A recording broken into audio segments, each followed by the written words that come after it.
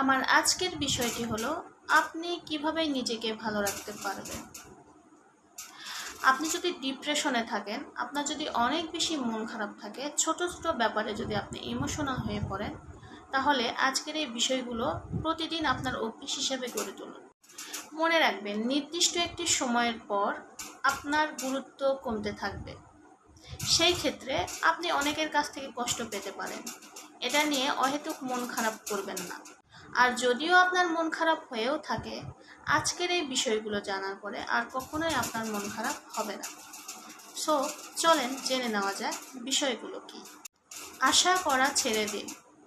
আপনি যদি কারো কাছে অনেক বেশি আশা করে থাকেন, আশা করা ছেড়ে দিন। 2 নাম্বারটি হলো মায়া ত্যাগ করুন।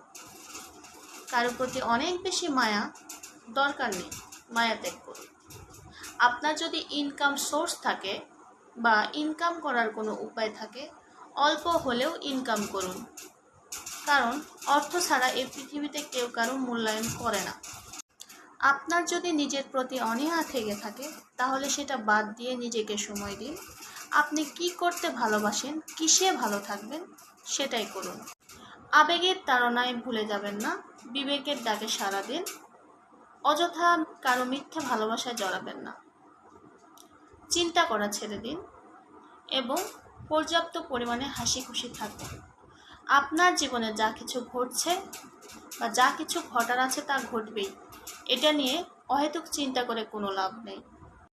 আপনার লক্ষ্যে স্থির থাকুন।